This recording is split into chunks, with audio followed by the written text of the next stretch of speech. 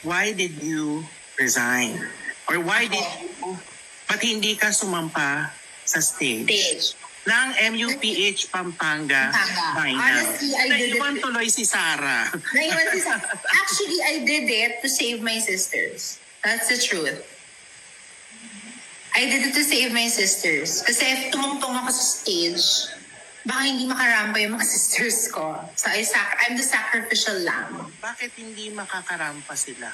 Magba-brown out ba? hindi nagbayad yung Kingsburg. Nasa iyo ba magbayad ng ilaw at ano? Ako pala yung mag-aalala. Let's leave it that way. Siguro, it's more of like, I mean, I know Sarah knows about it. Pero I did it to save the organization and to save the girls because I don't want all the hardship and hard work of all the people in Pampanga, the handlers, the managers, the families, the organization that they spent, the sponsors, and of course my sister Sarah, di ba? I mean, kasi ganun rin naman yun di ba? If ilaban pa natin at magkakaganon, I'm being selfish. And the purpose of me joining is not being selfish. And also to give way, kung sino rin tamang kokoronahan doon, kukunin ko pa ba yung spot ng kokoronahan? Diba? At least naibigay dun sa dapat koronahan. So I'm not bragging about it or what, but possibly I'm one of the strong front runners. Oh, you are! Pero, ayun mo yun. So, I don't know.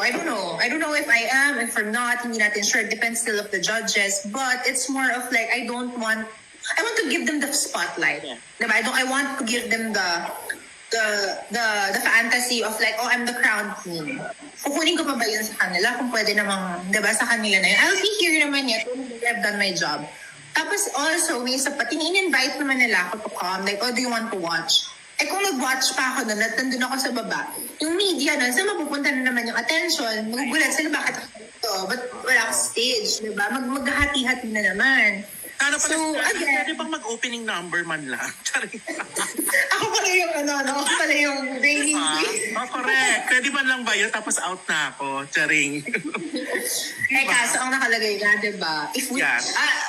I will not push the envelope kasi mawawarak na ang envelope. Pero, matatanda ang mga stars.